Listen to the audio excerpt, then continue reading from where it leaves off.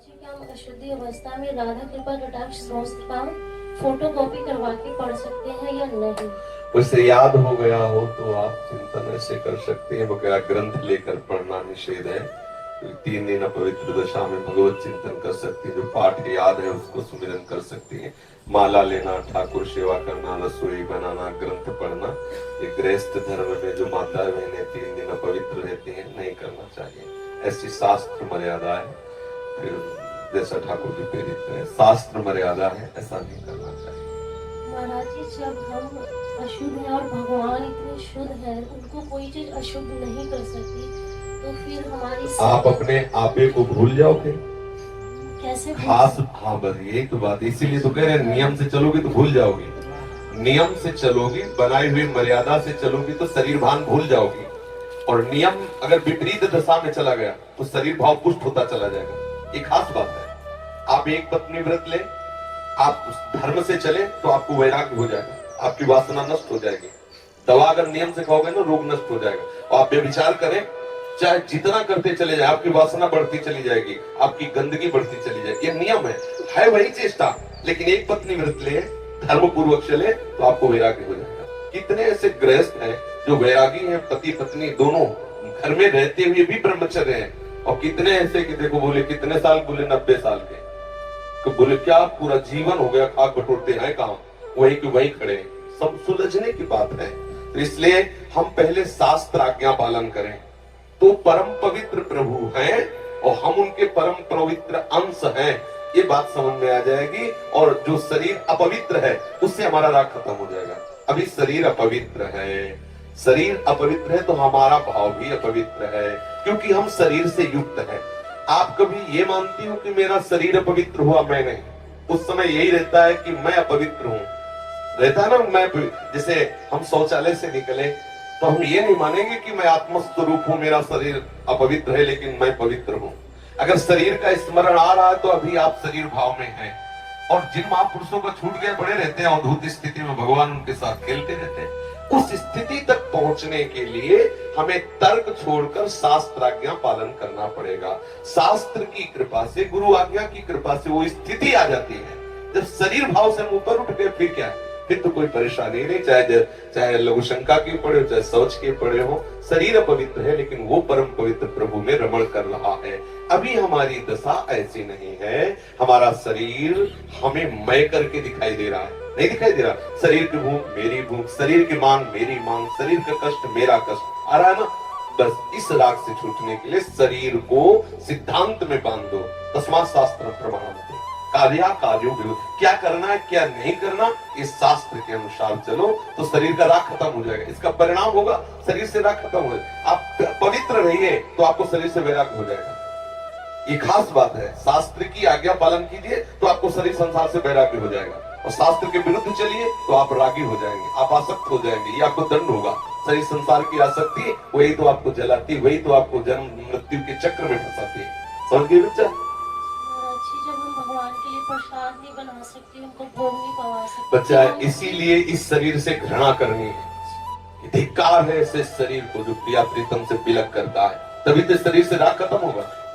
ये अपवित्र शरीर जो हमें प्रभु के सेवा से छुटवा दे, ऐसे शरीर से क्या राग करना। धीरे धीरे शरीर के प्रति हे भाव हो जाए। जन्म मृत्यु जरा व्याधि दुख दोषानुदर्शनम, भगवान ने गीता जी में कहा है। शरीर के प्रति हे भाव होने लगता है, क्या मलमूत्र का भांड है, छोड़ो इससे राग। धीरे धीरे धीरे वो अपने स्वरूप में स्थित हो जाए। अभी इतना ममत्व है शरीर में, कोई ऐसे छू ले तो एकदम ऐसा नहीं होता। तुमने हमें ऐसा कितना अपना मय पद है। अगर हम ठीक सिद्धांत से चलेंगे तो हम बहुत जल्दी लाभ प्राप्त कर लेंगे। जहां हमारी स्थिति है हम बात उसी स्थिति की करें तो हम बहुत जल्दी आगे बढ़ जाए। होता क्या, हम लोग बात करते हैं छत की, अभी बिल्कुल 100 हाथ गड्ढे में खड़े हैं। बात ये है, शरीर से हमारा संबंध बहुत घनिष्ठ हो चुका है। इतना हो चुका है कि शरीर से हम संबंध किए, ये शब्द भी गलत है। मैं ही शरीर हूं ऐसा है। आप देख लो, कभी दर्पण में तिलक लगाते समय सोचा कि शरीर के मस्तक पर तिलक रचना कर रहे हैं? नहीं। मेरा तिलक कैसा है, यही तो आएगा ना। मेरा रूप कैसा है, मैं ठीक लग रही हूँ, लग रहा हूँ, ऐसी बातें आएंगी नहीं आएंगी। तो इसका मतलब शरीर राग है। शरीर राग हटाने के लिए शास्त्रीय सिद्धांत स्वीकार करना होगा। जिस समय माता बहनें अपवित्र होती हैं, उस समय वो जो भी भोग बनाती है, वो शास्त्र के अनुसार कह रहा हूं कि जो ब्रह्म हत्या देवराज इंद्र को लगी थी, उसी के 4 विभाग किए गए थे। पहला विभाग स्त्री को दिया गया था और उसके साथ वरदान भी दिया गया था कि उसी अवस्था के अंतर्गत वो जब सृजन क्रिया में जाएगी तो संतानोत्पत्ति की सामर्थ्य उसको प्राप्त हो जाएगी। पृथ्वी ऊषर भूमि, जो ऊषर भूमि है, ये वो ब्रह्म हत्या का एक भाग, उसको वरदान दिया गया था, चाहे जितना गड्ढा खोद दिया जाए अपने आप भर जाएगा समय पे। वृक्ष की गोंद जो निकलती है वो ब्रह्म हत्या, और उसको वरदान दिया काटने पर भी पुनः आप हरे भरे हो जाओगे, मतलब समय आने पर आप वृक्ष रूप धारण करो। और जल में ठेन बुदबुदा काई, ये ब्रह्म हत्या के 4 भाग के। और जल को आशीर्वाद दिया गया कि कभी भी कहीं भी पवित्रता होगी तो आप उसमें सम्मिलित हो, जल छिड़को, आचमन करो, जल के द्वारा पवित्रता। ऐसा 4 वरदान भी उनको अलग अलग दिए गए और उनके लिए विधान भी किया गया है। देवराज इंद्र को जब ब्रह्म हत्या लगी थी तो शास्त्र में मर्यादा चली आ रही है, अगर इसका हम पालन करेंगे तो शरीर से वैराग्य हो जाए।